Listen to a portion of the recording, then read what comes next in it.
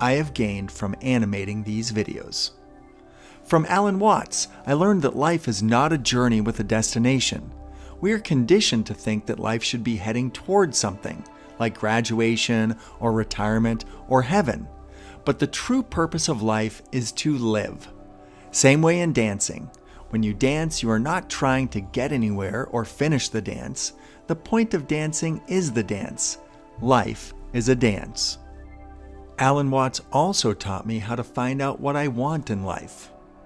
The question of, what do I want, is one of the simplest yet hardest questions to answer. There are two reasons why you don't know what you want. Reason number one, you already have it. Reason number two is you don't know yourself. The reason you don't know yourself is because you never can.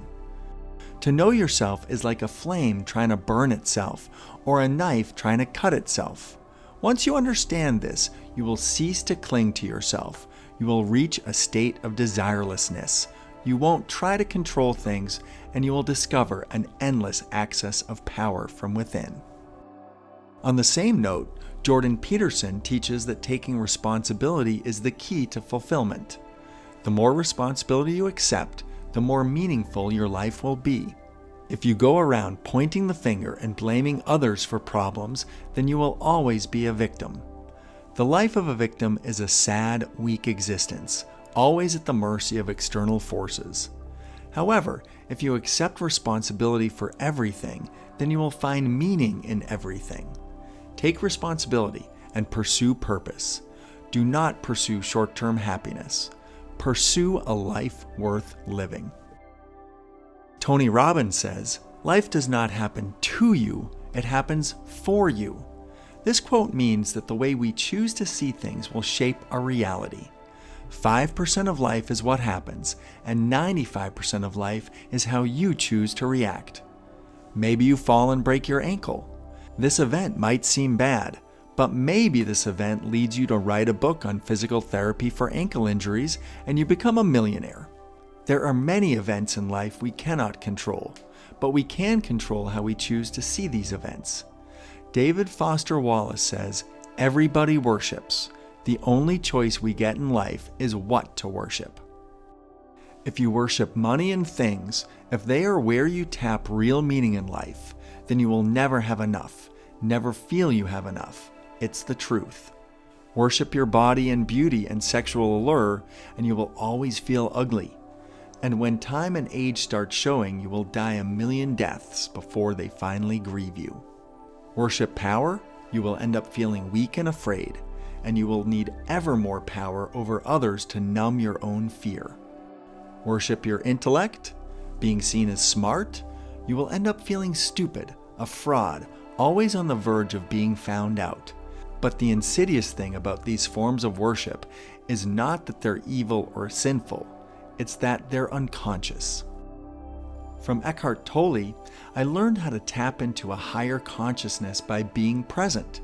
In life, discomfort is inevitable, but suffering is a choice. Suffering comes from our fearful thoughts of the future or painful memories of the past. Suffering does not live in the present moment. So if you are present, truly present, then you will be free from all suffering. The secret to being present is to detach your true self from your thinking mind, which stems from the ego. Eckhart Tolle says, "The beginning of freedom is the realization that you are not the thinker. The moment you start watching the thinker, a higher level of consciousness becomes activated. You then begin to realize there is a vast realm of intelligence beyond thought. That thought is only a tiny aspect of that intelligence. You also realize that all the things that truly matter, beauty, love, creativity, joy, inner peace, arise from beyond the mind. You begin to awaken."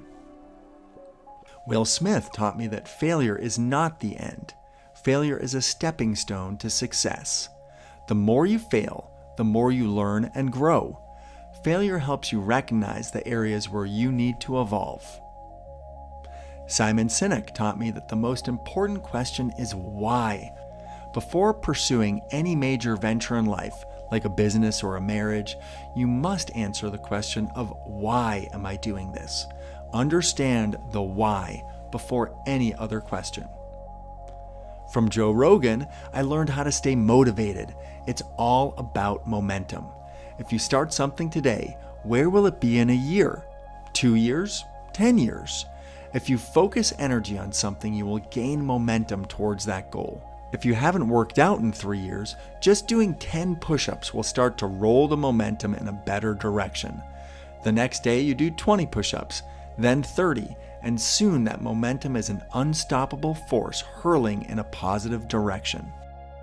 From Graham Hancock and Randall Carlson, I learned the importance of understanding the mysteries of our past. We are a species with amnesia. We have forgotten our origin. If we find out where we came from, we will understand why we are here and where we are going.